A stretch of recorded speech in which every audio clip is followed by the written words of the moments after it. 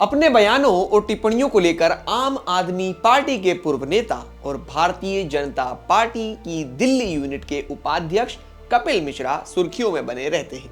अब एक बार फिर से कपिल मिश्रा सुर्खियों में आए हैं, लेकिन इस बार उनकी सुर्खियों में आने की वजह दिल्ली विधानसभा चुनाव में उनका उम्मीदवार बनाया जाना है। भारतीय जनता पार्टी ने शनिवार को अपनी दूसरी लिस्ट जारी करते हुए कपिल मिश्रा को दिल्ली की करावल नगर सीट से टिकट दिया है। बीजेपी ने करावल नगर सीट से मौजूदा विधायक मोहन सिंह बिष्ट का टिकट काटकर कपिल मिश्रा को उम्मीदवार बनाया है।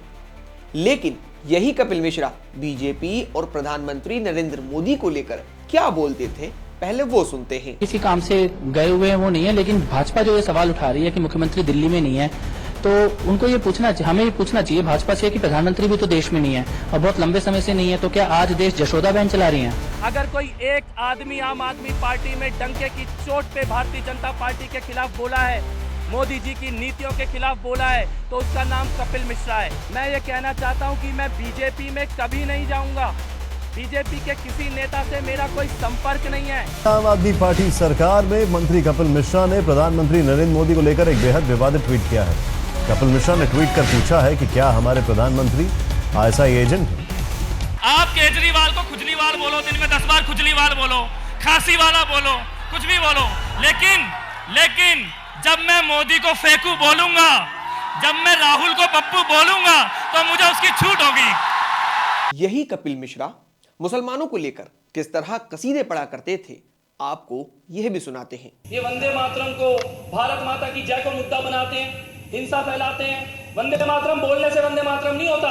एक मुसलमान जब दिन में 5 बार नमाज के लिए इस देश की मिट्टी पे अपना सिर झुका के सिजदा करता है ना, वो भी वंदे मातरम ही कह रहा होगा। शहीदों की अगर लिस्ट निकाली जाएगी ना, चाहे वो अंग्रेजों से लड़ने वाले हो या पाकिस्तान से लड़ने वाले, इस हिंदुस्तान के लिए खड़े हुए शहीदों की जब लिस्ट निकाली जाएगी तो गुप्ता जी आरएसएस वाले नजर नहीं आएंगे, लेकिन मुसलमान बहुत नजर आएंगे उस लिस्ट के अंदर।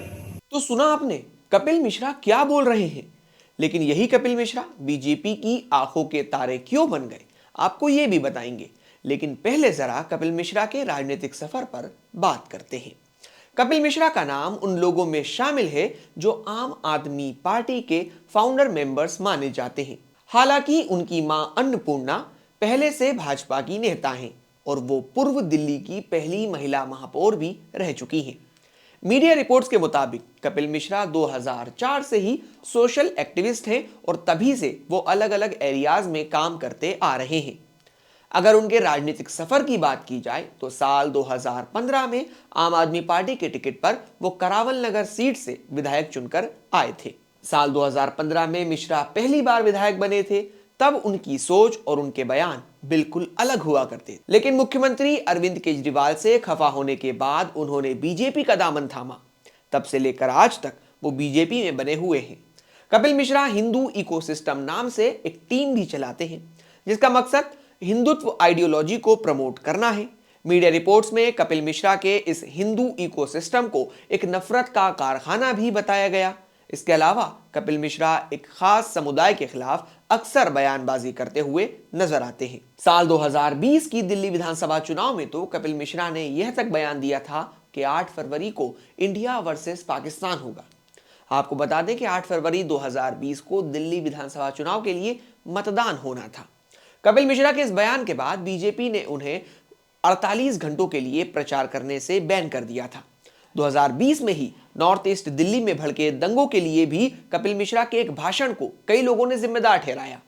मीडिया रिपोर्ट्स के मुताबिक इन दंगों में करीब 50 लोगों की मौत हुई तो वहीं कई लोग घायल हुए। इसे लेकर आम आदमी पार्टी और कांग्रेस ने कपिल मिश्रा पर निशाना भी साधा। कपिल मिश्रा ने अपने भाषण में नागरिकता संशोधन अधिनियम यानी CAA के खिलाफ सड़क पर उतरे लोगों को हटाने के लिए दिल्ली पुलिस को 3 दिन का अल्टीमेटम दिया था। पुलिस अधिकारियों के सामने कपिल मिश्रा ने क्या कुछ कहा था, आप खुद सुनिए। दिल्ली में आग लगी रहे, ये यही चाहते हैं, इसीलिए इन्होंने रास्ते बंद किए, इसीलिए दंगे जैसा माहौल बना रहे हैं। हमारी तरफ से एक भी पत्थर नहीं चलाए। CCP साहब हमारे सामने खड़े हैं। मैं आप सबके बिहाफ पे ये बात कह रहा हूँ, ट्रंप के जाने तक तो हम शांति से जा रहे हैं, लेकिन उसके बाद हम आपकी भी नहीं सुनेंगे अगर रास्ते खाली नहीं हुए तो। ठीक है, आज जब तक रास्ता खाली करवा रहे हैं, ट्रंप के जाने तक आप जाफराबाद और चांदबाग खाली करवा लीजिए, ऐसी आपसे विनती कर रहे हैं। भारत माता की जय। माता की जय। साल 2023 में भारतीय जनता पार्टी ने कपिल मिश्रा को दिल्ली बीजेपी का वाइस प्रेसिडेंट अपॉइंट किया और अब उन्हें दिल्ली की करावल नगर सीट से अपना उम्मीदवार बनाया। कपिल मिश्रा को टिकट दिए जाने पर आपकी क्या राय है, कमेंट सेक्शन में जरूर बताएं।